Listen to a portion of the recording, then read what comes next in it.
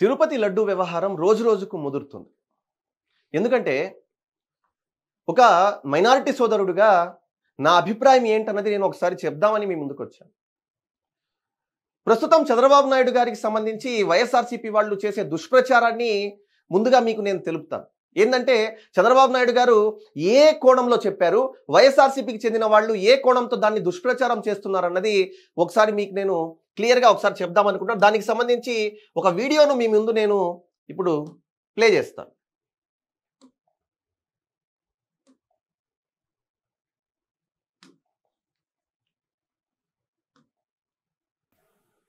ఉంటాయి. ఒక ఇంట్లో మనం పూజ చేయాలంటే వెంకటేశ్వర స్వామికి ఇంట్లో పూజ చేయాలంటే సాంప్రదాయ ప్రకారం అన్ని విధాల ప్రక్షాళన చేసిన తర్వాతనే పవిత్రంగా అయిన తర్వాతనే చేస్తాం. అలాంటిది వెంకటేశ్వర స్వామి దేవాలయంలో ఇలాంటి అపవిత్రమైన కార్యక్రమాలు ఏంటని నేను అడుగుతున్నాను. ఇలాంటి అపవిత్రమైన కార్యక్రమాలు చేసి మళ్ళా ఎదురుగారి ఎవరైతే టీటీడీ యుఏ మాట్లాడుతున్నాడు, ఎక్స్యూ టీటీడీ బోర్డు చైర్మన్, ఒక పక్క ఆయన భార్య బైబిల్ పట్టుకొని తిరుగుతా ఉంటుంది, ఎక్కడ చూసినా ఫోటోలు వస్తున్నాయి. ఈయన మాట్లాడతాడు, మన ఎదురుగారు చేస్తాడు. నీకు నమ్మకం లేకపోతే రావద్దు, అది వేరే విషయం. నువ్వు లేకపోతే లేరా ఇక్కడ. ఏ విషయంలో టీటీడీ బోర్డు చైర్మన్ సైడ్ నుంచి అప్పుడు భూమన కరుణాకర్ రెడ్డి ఆయన కూతురు పెళ్లి క్రిస్టియన్ సాంప్రదాయ ప్రకారం చేశాడు. ఆయన టీటీడీ బోర్డు చైర్మన్ అంటే రైట్. ఇక్కడ చంద్రబాబు నాయుడు గారు చెప్పడం ఏంటంటే ఎవరి మతాలకు వాళ్ళు గౌరవం ఇస్తాం, వాళ్లకు వాళ్ళు ప్రాధాన్యత ఇస్తాం, నా మతాన్ని నేను గౌరవిస్తాను. ఒకవేళ జగన్మోహన్ రెడ్డి ఒక వీడియోలో నిజాం అనే వ్యక్తి నువ్వు టోపీ పెట్టుకొని తిరుగుతావంటే నేను ఫీల్ అవుతానా? నువ్వు 5 పూట్ల నమాజ్కి వెళ్తావంటే నేను ఫీల్ అవుతానా? మరి ఈనాడు చంద్రబాబు నాయుడు గారు చెప్పే మాట ఏంటంటే మన మతాన్ని మనం గౌరవిస్తాం. ఇప్పుడు నేను ఒక ముస్లింగా, ఒక మైనారిటీ వ్యక్తిగా, ఒక ముస్లింగా నేను ఏం చేస్తానంటే 5 పూట్ల నమాజ్కి వెళ్తాను, అదేవిధంగా మా మత కార్యక్రమాల్లో నేను పాల్గొంటాను. ఒకవేళ ఎటువంటి ఏవైనా సరే కార్యక్రమాల్లో నేను ఖచ్చితంగా పాల్గొంటాను. అదేవిధంగా ఒక టీటీడీ బోర్డ్ చైర్మన్గా కూర్చున్న వైవి సుబ్బారెడ్డి, ఆయన భార్య ఎవరైతే ఉన్నారో ఆమె బైబిల్ పెట్టుకొని తిరుగుతుంది అన్న విషయానికి వస్తే, ఒకవేళ ఆ పదవిలో ఆమె లేదనుకోండి, అది ఆమె వ్యక్తిగతం. నువ్వు దేవాలయానికి వెళ్ళు, చర్చిలోకి వెళ్ళి ప్రే చేయి, అదేవిధంగా నువ్వు మస్జిద్లలో ప్రార్థనలు చేయి. కానీ ఒక పదవిలో ఉన్నప్పుడు, ఒక పదవిలో నీ భర్త వైవి సుబ్బారెడ్డి అక్కడ చైర్మన్గా ఉన్నప్పుడు నువ్వు బైబిల్ పట్టుకొని తిరగడం అది అన్యమత ప్రచారం కాదా? ఆ బైబిల్ పట్టుకొని నువ్వు తిరగడం దేనికి సంకేతం? ఓవైపు నువ్వు దేవాలయంలోకి వెళ్తున్నావు, పూజ చేస్తున్నావు, బయటకు వచ్చి బైబిల్ పట్టుకొని తిరుగుతున్నావు. నీ వ్యక్తిగతం అన్న విషయం, ఒకవేళ నీకు పదవి లేకపోతే అది నీ వ్యక్తిగతం. పదవిలో ఉన్నప్పుడు నీకు, అదే చంద్రబాబు నాయుడు గారు చెప్పారు, నమ్మకం లేనప్పుడు మీరు వదిలేయండి, రావద్దు. కానీ మీరు ఒక మతాన్ని ప్రచారం చేస్తూ మరో మతంలో మీరు వెళ్ళి అంత పెద్ద పదవిలో మీరు కూర్చోవడం, అది మతానికి సంబంధించిన విషయం. అది తిరుపతి అన్నది చాలా, మీరు ఆ దేవస్థానానికి సంబంధించిన ఆ విషయం ఏదైతే ఉందో, ఒక ముస్లింగా ఉంటూ నేను వెళ్ళి ఆ పదవిలో కూర్చోవాలని చెప్పి నేను అనుకోకూడదు. అదేవిధంగా ఒక క్రిస్టియన్గా ఉండి మీరు ఆ పదవిలో వెళ్ళి కూర్చున్నప్పుడు మీరు ఏం చేయాలి? మీకు అంత మీకు అంత దైవభక్తి ఉన్నప్పుడు మీరు ఈ బైబిల్ పట్టుకొని ప్రచారం ఎలా చేస్తారన్నది ఈనాడు చంద్రబాబు నాయుడు గారు చెప్పే మాట. దీన్ని వైఎస్ఆర్సీపీ వాళ్ళు ఏం చేస్తున్నారంటే, నువ్వు బైబిల్ పట్టుకొని తిరిగావు, నువ్వు బైబిల్ పట్టుకొని తిరిగావు, నువ్వు బైబిల్ పట్టుకొని తిరిగావు అని చెప్పి కించపరిచేశాడు క్రిస్టియన్స్ అంటున్నారు. నన్ను జగన్మోహన్ రెడ్డి నువ్వు టోపీ పెట్టుకొని తిరిగావు అంటే నేను ఫీల్ అవుతానా? నువ్వు నమాజ్కి వెళ్తున్నావు, 5 పూట్ల నమాజ్కి వెళ్తావు, నువ్వు ఇలా చేస్తావు అంటే నేను ఫీల్ అవుతాను? అవ్వను. నేను ఎందుకు ఫీల్ అవుతాను? నా మతం అది, నేను చేస్తున్న పని ఆయన చెప్తున్నాడు, తప్పేముంది? ఇది కాన్సెప్ట్. మరి చంద్రబాబు నాయుడు గారిని ఈరోజు వాళ్ళకి ఏదో ఒక పాయింట్ అంటే దీని రాజకీయం ఎలా చేయాలి, వాళ్ళు చేసిన తప్పుకు ప్రాయశ్చిత్తం లేదు. ప్రాయశ్చిత్తం లేకపోగా వాళ్ళు ఏం చేస్తున్నారంటే ఎదురుదాడి చేస్తున్నారు. వాళ్ళు ఎదురుదాడి చేస్తూ ఏం చేస్తున్నారంటే ఇవే మాటలను తెర మీదకు తీసుకొస్తున్నారు. కప్పిపుచ్చుకునేందుకు 100 అబద్ధాలు చెప్తున్నారు వాళ్ళు. ఒక్క నిజం కప్పిపుచ్చుకునేందుకు, అవును మేము తప్పు చేశాము అన్న మాట వాళ్ళు చెప్పకుండా అది కప్పిపుచ్చుకునేందుకు 100 అబద్ధాలు చెప్తున్నారు. జగన్మోహన్ రెడ్డి చేసిన తప్పు ఎంత పెద్దదో నేను మీకు చెప్పనా? ఎటువంటి చారిత్రక తప్పిదం చేశాడో నేను చెప్పనా? ఒక మైనారిటీ సోదరుడిగా నేను ఎంత బాధపడుతున్నానో మీకు చెప్పనా? ఎంత కుమిలిపోతున్నానో, జగన్మోహన్ రెడ్డి చేసిన తప్పుకు ఎంత నేను కుమిలిపోతున్నానో చెప్పను. అలాంటి ఎంతో మంది మైనారిటీ సోదరులు కానీ మనలాంటి మనుషులేగా హిందూ సోదరులు కూడా. మరి అటువంటి వాళ్లకు జగన్మోహన్ రెడ్డి ఈ బీఫ్ కొవ్వును అదేవిధంగా పంది కొవ్వును రెండింటిని కలిపి వాటికి సంబంధించిన ఘీను తెప్పించి లడ్డూల్లో కలిపి తినిపించాడంటే అది ఎంత పెద్ద విషయమో నేను మీకు ఒకసారి చరిత్ర గుర్తు చేసి చెప్తాను. చరిత్రను గుర్తు చేసి మీకు నేను ఈరోజు చెప్తాను. 1857లో బ్రిటిష్ పరిపాలన జరుగుతున్న సమయంలో 1857 బ్రిటిష్ పరిపాలన జరుగుతున్న సమయంలో, ఇప్పుడు బ్రిటిష్ పరిపాలన అంటే బ్రిటిష్ రూల్ ఉన్న సమయంలో అప్పుడు సోల్జర్స్ ఉండేవాళ్ళు, సిపాయిలు ఉండేవాళ్ళు కదా. ఈ సిపాయిల్ని వాళ్ళు ఏం స్పెషల్గా అక్కడి నుంచి తెచ్చుకోలేదండి. వాళ్ళు తెచ్చుకుంది కొంత, మన వాళ్ళని తీసుకుంది ఇంత. అది చూపిస్తాను. ఎవరెవరు ఆ సిపాయిల్లో ఎవరు ఉన్నారన్నది నేను మీకు చెప్తాను. ముస్లింలు ఉన్నారు, అదేవిధంగా హిందువులు ఉన్నారు, హిందూ సోదరులు ఉన్నారు. ఇప్పుడు ఈ బ్రిటిష్ రూల్లో ఈ సిపాయిలు, ఈ ముస్లిమ్స్, హిందూస్ అన్న కాన్సెప్ట్ నేను ఎందుకు చెప్తున్నానంటే, ఇప్పుడు బ్రిటిష్ వాళ్ళు అసలు ఫస్ట్ రివల్యూషన్ ఎప్పుడు జరిగింది ఇండియాలో అన్న విషయాన్ని మీకు చెప్దామని చెప్తున్నాను. బ్రిటిష్ వాళ్ళు ఏం చేశారు తెలుసా?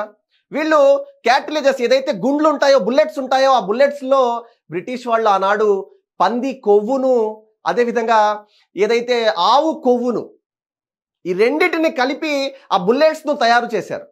ఎప్పుడైతే ఆ బుల్లెట్స్ను తయారు చేశారో ఇక్కడ ఎవరైతే ముస్లిమ్స్ మరియు హిందూస్ అప్పటి సిపాయిలు ఉన్నారో వీళ్ళల్లో తిరుగుబాటు మొదలైంది, వ్యతిరేకత మొదలైంది. ఎందుకంటే హిందూ సోదరులు మనకు ఆవును ఏ విధంగా పూజిస్తారో మనకు తెలుసు.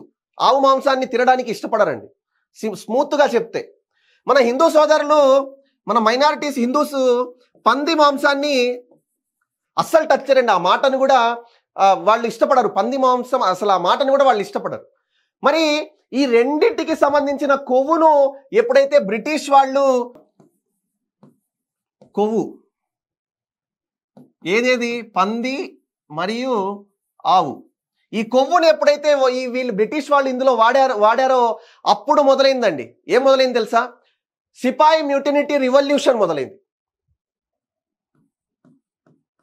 సిపాయి మ్యూటినిటీ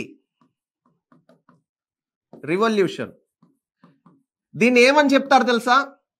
the first war of independence అంటారు. The first war of independence అంటే దేశంలోనే మొట్టమొదటి స్వాతంత్ర తిరుగుబాటు ఉద్యమం ఇది. ఎప్పుడు మొదలైంది, ఎందుకు మొదలైందంటే 1857లో ఆ బ్రిటిష్ వాళ్ళు ఏవైతే పంది కొవ్వును అదేవిధంగా ఆవు కొవ్వుతో తయారు చేసిన గుండ్లు ఉపయోగించారో ఈ రెండింటిని తినడం పక్కన పెట్టండి, ఓన్లీ బుల్లెట్స్లో ఉపయోగించారనే వాళ్ళ కడుపు మండిపోయి వాళ్ళు ఉద్యమం స్టార్ట్ చేసేసారు. ఉద్యమం స్టార్ట్ చేసిన ఉద్యమం 1947లో ఏదైతే మొట్టమొదటి ఉద్యమం సాగిందో ఆ యుద్ధం నుంచి 1947లో మనం స్వాతంత్రం పొందాం. సరే, ఇప్పుడు దీనికి లడ్డూకి సంబంధం ఏందో మీకు చెప్తాను నేను. ఇప్పుడు జగన్మోహన్ రెడ్డి ఏం చేశాడండి? తిరుపతి లడ్డులో ఏం చేశాడు? పంది కొవ్వు అదేవిధంగా ఆవు కొవ్వు లేదా వాటికి సంబంధించిన కళేబరాల నుంచి తీసిన ఆయిల్ ఏదైతే ఉందో ఈ రెండు ఎప్పుడైతే ఆ తిరుపతి లడ్డూలో ఎప్పుడైతే ఈ రెండు సంబంధించి కలిపి జగన్మోహన్ రెడ్డి ఆ లడ్డూలు తయారు చేశారో, నేను జగన్మోహన్ రెడ్డి అని ఎందుకు పదే పదే అంటున్నానంటే, ఒక రాష్ట్రానికి అధిపతి ఎవరండి? ఒక రాష్ట్రానికి ముఖ్యమంత్రిగా ఉండే వ్యక్తి అంటే ఒక రాష్ట్రంలో ద సుపీరియర్ పొలిటికల్గా ఎవరు సుపీరియర్ అంటే ముఖ్యమంత్రి. మరి ఆ ముఖ్యమంత్రి ఒక టీటీడీ బోర్డు చైర్మన్ అక్కడ కూర్చోబెడితే ఆ టీటీడీ బోర్డు చైర్మన్ ఏం చేస్తున్నాడు? ఆ టీటీడీ బోర్డు చైర్మన్ ఏ మతానికి సంబంధించిన వ్యక్తి? ఆ టీటీడీ బోర్డు చైర్మన్ ఆ వ్యవస్థకు న్యాయం చేయగలుగుతున్నాడా లేదా? ఇటువంటి విషయాలన్నీ కూడా జగన్మోహన్ రెడ్డి అవి అబ్జర్వ్ చేయాల్సిన పరిస్థితి ఉంటుంది. మరి జగన్మోహన్ రెడ్డికి తెలియకుండా వీళ్ళు బిడ్డు వేసి ఏఆర్ సంస్థ నుంచి ఆ నూనె తెప్పించుంటారా? ఆయిల్ తెప్పించుంటారా? ఎన్నో సంవత్సరాల నుంచి తీసుకునే నందిని ఆ నూనెను కాకుండా, ఆ నందిని ఘీను కాకుండా వీళ్ళు ఏఆర్ సంస్థ నుంచి ఘీ తీసుకోవడానికి కారణం ఏంటి? ఇది జగన్మోహన్ రెడ్డికి తెలియదా? జగన్మోహన్ రెడ్డి దాంట్లో కూడా రివర్స్ టెండరింగ్ చేయడం అవసరమా? చేసి ఆ బిడ్ వాల్యూ తగ్గించేసి ఆయన ఆ ఘీకు ఏదైతే వాళ్ళు అమౌంట్ ఇస్తారో ఆ 250 కోట్ల నుంచి 150 కోట్లకు తగ్గించేసి ఈయన జగన్మోహన్ రెడ్డి చేసే పనులు దేనికి నిదర్శనం? ఇవన్నీ జగన్మోహన్ రెడ్డికి తెలీదా? అదే నేను చెప్పబోతున్నాను. ఏదైతే సిపాయి మ్యూటనిటీ రివల్యూషన్ 1857లో జరిగిందో అదే రివల్యూషన్ ఈనాడు, అంటే ఈ తిరుపతి లడ్డు విషయంలో 2024లో ఎన్నికల్లో జగన్మోహన్ రెడ్డికి ఏదైతే ఈ రెండు విషయాలకు సంబంధించి తిరుగుబాటు మొదలైందో అతని 11 సీట్లకు కారణం అన్నది ఇక్కడ క్లియర్గా అర్థమవుతుంది. ఇది మనం చేసింది కాదండి. మానవులు జగన్మోహన్ రెడ్డిని ఏదో చేయడం కాదు, దైవ నిర్ణయం అది. అది జగన్మోహన్ రెడ్డి చేసిన అపచారానికి దైవ నిర్ణయంగా జగన్మోహన్ రెడ్డికి కేవలం 11 సీట్లు మాత్రమే వచ్చాయి. జగన్మోహన్ రెడ్డి వైఎస్ఆర్సీపీ కానీ ఆ పార్టీ కానీ భూస్థాపితం అయ్యేందుకు కారణం ఏంటంటే ఈ జగన్మోహన్ రెడ్డి చేసిన అపచారమే. కాకపోతే అప్పుడు సిపాయి మ్యూటనిటీ రివల్యూషన్ తెలిసి జరిగింది. ఇక్కడ జగన్మోహన్ రెడ్డి మీద జరిగిన ఈ రివల్యూషన్ లోపల తెలియకుండా జరిగింది. ఒక మైనారిటీ సోదరుడుగా నేను ఏదైతే ఆ లడ్డు తయారు చేసిన సందర్భాల్లో నేను కూడా తినుండొచ్చు ఆ లడ్డు. ఈనాడు నేను అది గుర్తు చేసుకుంటే నాకు కడుపు మండిపోదా? మనలాంటి వ్యక్తులే కదా హిందూ సోదరులు కూడా. వాళ్ళలో ఎంతో మంది హిందూ సోదరులు ఎవరైతే ఆ లడ్డూస్ తిన్నారో వాళ్లకు కూడా కడుపు మండిపోదా? మరి ఇది ఓన్లీ స్టేట్ ఇష్యూవా? కాదు కదా, ఇది నేషనల్ ఇష్యూ. ఇది మరి ఇంతమంది ఆ లడ్డు వ్యవహారం ఎవరెవరైతే తిన్నారో వాళ్ళందరి కడుపు కూడా ఈనాడు రగిలిపోయే పరిస్థితి. మరి జగన్మోహన్ రెడ్డి ఇటువంటి పని చేసి ఆయన మళ్ళీ దాన్ని కప్పిపుచ్చుకునేందుకు 100 అబద్ధాలు చెప్పే ప్రయత్నం ఏదైతే చేస్తున్నాడో ఇది పూర్తిగా రాజకీయ దురుద్దేశంతో చేసే దాడి అని చెప్పి కూడా మనకు అర్థమవుతుంది. కాబట్టి ఇక్కడ సిపాయి మ్యూటనిటీ రివల్యూషన్ చారిత్రకమైనది. మళ్ళీ జగన్మోహన్ రెడ్డి అంతే పెద్ద చారిత్రక తప్పిదం చేశారన్నది ఇక్కడ మనకు అర్థమవుతుంది. జగన్మోహన్ రెడ్డి లాంటి వ్యక్తులకు ఇక రాబోయే రోజుల్లో కూడా అధికారం దక్కదన్నది ఇక్కడ మనకు క్లియర్గా అర్థమవుతుంది. కాబట్టి ఇక్కడైనా జగన్మోహన్ రెడ్డి ప్రాయశ్చిత్తం చేసుకోకపోగా ఇటువంటి దాడులకు దిగడం ఏ మేరకు ఇది నిదర్శనం, అంటే ఏ మేరకు పబ్లిక్లోకి, అంటే ఎటువంటి సందేశం వెళ్తుందో జగన్మోహన్ రెడ్డి అర్థం చేసుకోవాల్సిన పరిస్థితి. దీని మీద గట్టిగా ఎంక్వైరీలు జరగాలి. ఎవరెవరైతే ఇందులో బాధ్యులో వాళ్ళందరికీ శిక్ష పడాలి. ఒక మైనారిటీ సోదరుడుగా నేను అదే కోరుకుంటున్నాను.